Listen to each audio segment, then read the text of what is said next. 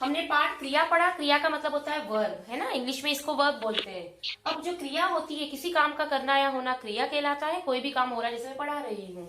अब मैंने आपको ये भी बताया कि क्रिया का जो मूल रूप होता है वो होता है धातु। धातु यानी मेन वर्ब। जा, खा, पी, सो, उठ, उसके उसमें हम ना जोड़कर साधारण रूप बनाते हैं और फिर जाना, जाओ, जाऊं, ऐसे अलग अलग शब्द बनते हैं। तो क्रिया का मूल रूप धातु कहलाता है। उसके बाद हमने पढ़ा कि पहला रूप होता है सकर्मक और दूसरा होता है अकर्मक क्रिया। सकर्मक क्रिया क्या होती है बेटा? सकर्मक क्रिया वह होती है जिस क्रिया के साथ कर्म हो, यानी जिसको कर्म की आवश्यकता पड़े। अगर कर्ता काम करता है, जैसे सब्जेक्ट काम कर रहा है और उसको कर्म की आवश्यकता नहीं पड़ रही, किसी साधन की आवश्यकता नहीं पड़ रही, तो वो अकर्मक क्रिया है।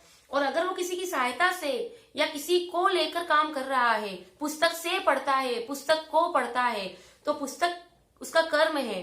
अगर कर्म पर क्रिया का प्रभाव पड़ रहा है, कर्म जरूरी है, तो सकर्मक क्रिया बन जाएगी। अकर्मक से सकर्मक भी बनती है, सकर्मक से अकर्मक भी बनती है। कुछ क्रियाएं बनती है, कुछ नहीं बनती है।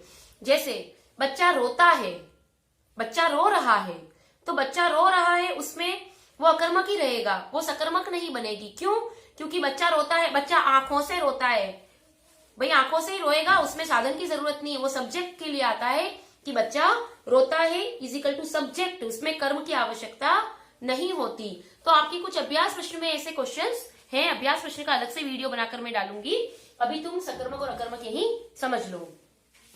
तो जिस क्रिया के साथ कर्म की आवश्यकता पड़ती है वह पुस्तक पढ़ता है। तो क्या से हम प्रश्न करेंगे, क्या या किससे? अगर उसका उत्तर मिलता है तो वो सकर्मक क्रिया है। और अगर क्या और किससे प्रश्न करने पर अगर उत्तर नहीं मिलता है तो वो अकर्मक क्रिया है। यानी जहां क्रिया के साथ कर्म की आवश्यकता नहीं होती वो होती है अकर्मक क्रिया। अब इसको हम अकर्मक क्रिया में भी बना सकते हैं। वह पढ़ता है, यानी कुछ क्रियाएं सकर्मक से अकर्मक बन सकती है, अकर्मक से सकर्मक बन सकती है, लेकिन सभी नहीं बनती है। कुछ अकर्मक ही रहती है, कुछ सकर्मक ही रहती है। जो काम करता यानी सब्जेक्ट करता है और उसमें अगर कर्म यानी ऑब्जेक्ट की जरूरत नहीं है, जबरदस्ती दे रहे हैं उसको, वो बात अलग है। लेकिन कुछ में जरूरत नहीं होती तो वो अकर्मक क्रियाएं ही रहती है। मैं बताऊंगी आपको, मेरे अभ्यास की वीडियो में देखना, उसमें क्वेश्चन है उसके साथ बताऊंगी। वह पढ़ता है।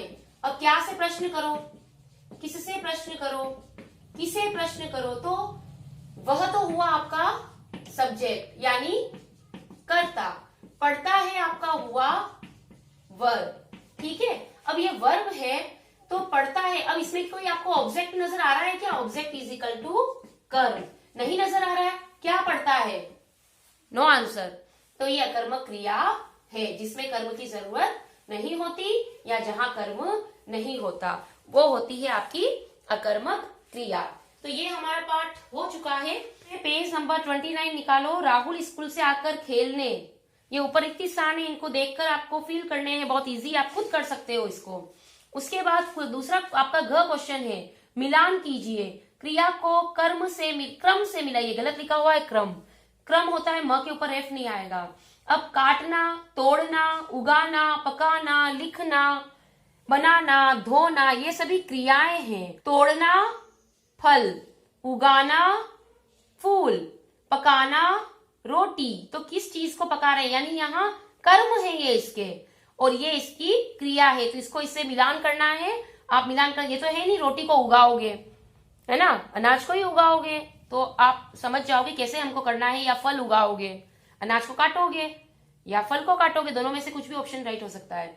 क्रिया पर गोला लगाना है। क्रियाएं जो है, रोहित पेड़ पर चढ़ रहा है तो चढ़ रहा, बनाया, भाग गया, बजे, बात कर रहे हैं, है नहीं आएगा, खेल रही, ये है जो है वो सहायक क्रिया है, गौण क्रिया है। हमको ये नहीं देखनी, हमको मेन वर्ब देखनी है।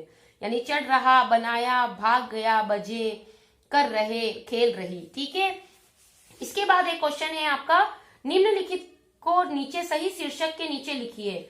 ये जो क्रियाएं दे रखी है वो अकर्मक है या सकर्मक?